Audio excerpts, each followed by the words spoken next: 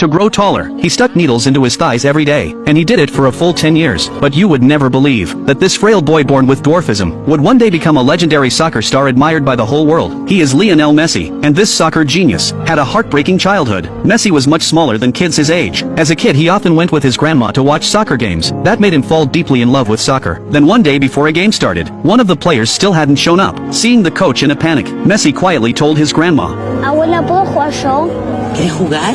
Sí. After hearing that, the grandma immediately called the coach over and sincerely recommended her grandson Messi. But the coach looked at the tiny Messi with doubt all over his face. How could such a small kid play well? But the grandma insisted. Corre, es una bala. ¿Qué sabes hacer vos? De todo. With no other choice, the coach let little Messi join to fill the spot. And the moment Messi got that jersey, his legendary life began. What Messi did next would shock everyone there. With his quick footwork, he quickly controlled the ball. A few dribbles easily got past the defenders. Then he shot the ball at lightning speed. Goal.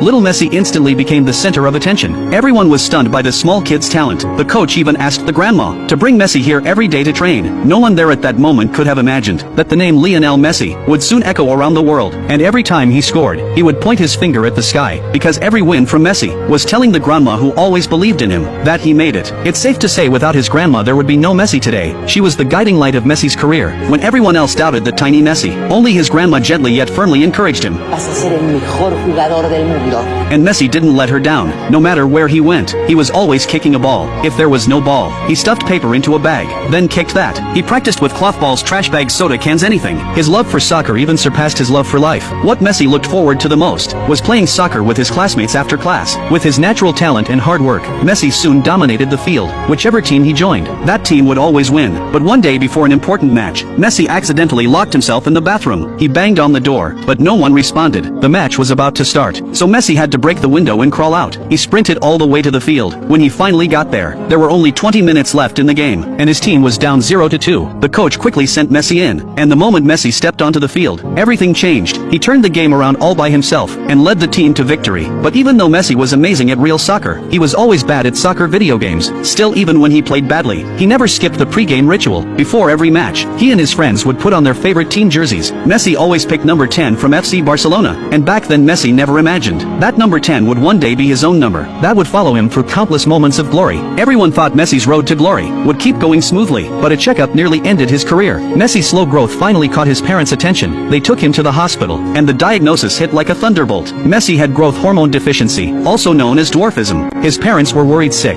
but Messi only cared about one thing. Yo voy a poder seguir jugando al fútbol. The doctor's plan was daily injections of growth hormone. It was painful and extremely expensive, but for Messi's dream, his parents decided to spend everything they had to treat him. Messi was very strong. He gave himself the injections every day without help. Even when the thick needle pierced his leg, he never cried. Messi even comforted his worried mother. With the help of growth hormone, Messi slowly grew taller. But life wasn't easy on this tough kid. A sudden economic crisis hit Argentina hard. Messi's father lost his job, and that meant his poor family could no longer afford the costly treatment. To save his son's dream, his father turned to Newell's Old Boys, hoping they could fund Messi's treatment. But they refused. His father didn't give up. He visited clubs all across the country, but none would take Messi. Everyone believed a kid with dwarfism had no future. They didn't want to waste money on a hopeless kid. Luckily, a club from Spain offered Messi a chance. That was FC Barcelona. When Messi first arrived at Barcelona's youth academy, no one there believed in the tiny 13-year-old. They mocked him and told him to go home. At a young age, Messi had to face malice from kids his age. But he didn't lose heart, because once he stepped on the field, Messi used his skills to silence the doubters. No one dared to look down on him again. After practice, the coach walked straight up to him. ¿Cómo te llamas?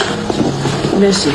Messi. Messi's incredible performance quickly caught the attention of Barcelona's top management. After watching his games, they decided immediately, no matter the cost, they had to keep Messi. Barcelona gave Messi a 10-year contract and promised to cover all his medical costs. So Messi joined his favorite team and went on to win countless honors. The applause and cheers never stopped. Every inch of Barcelona's field was covered in Messi's sweat and effort, and time gave him the best reward. At 16, Messi was promoted to the first team, becoming the youngest player in La Liga history for FC Barcelona. Royal Spanish Football Federation even wanted Messi to join the Spain national football team. team. A chef from Argentina heard this, and wanted to keep Messi for his country. So he traveled back to Argentina, and recommended Messi to the Argentina national football team coach. The coach scoffed. He had seen plenty of geniuses, but he had never even heard of Messi. But after the chef kept persuading him, the coach reluctantly accepted a tape of Messi's game. At first he didn't care, but once he played the tape, he couldn't take his eyes off it. This boy was born to play. The coach reported it to the Argentine Football Association, and they decided to find Messi at any cost. 40 minutes later, Messi's father got a call from them, and Messi immediately chose to join the national team, to serve his country. But Messi's main stage was still at FC Barcelona.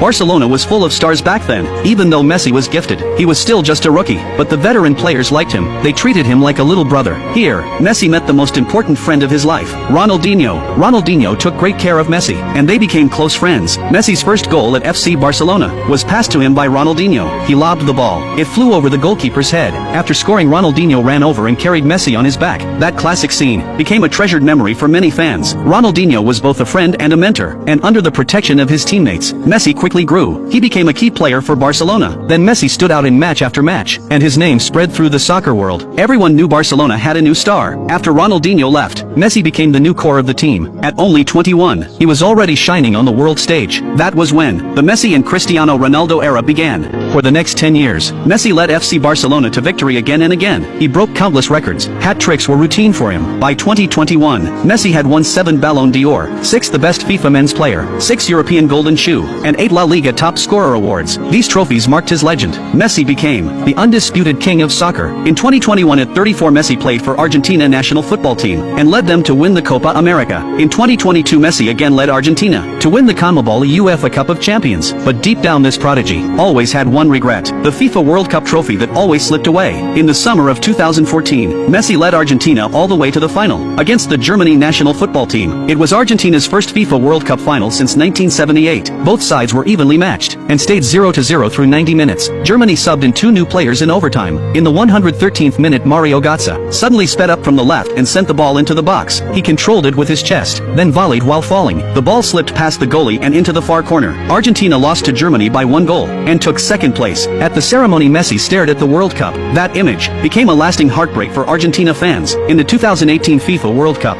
Messi led his team through tough matches, but they lost 3-4 to the France national football team in the round of 16. When the whistle blew, Messi just stood there staring at the trophy, leaving only a lonely figure. He always seemed just a bit unlucky. Now at 35, Messi returned to the FIFA World Cup. Before the games, he admitted this might be his last World Cup, and his last chance to fulfill his dream. No one is born strong, but the will to be strong was rooted in Messi's soul. At 21, he was already famous worldwide, but behind that overnight success were 17 years and 114 days of training day and night. More than the results, what truly deserves respect is Messi's relentless fight for his dream. This superstar created countless moments of glory in his career, and carried the youth of generations of fans. And his greatness never needed a World Cup to prove it, because he has long been the undisputed king of soccer in people's hearts.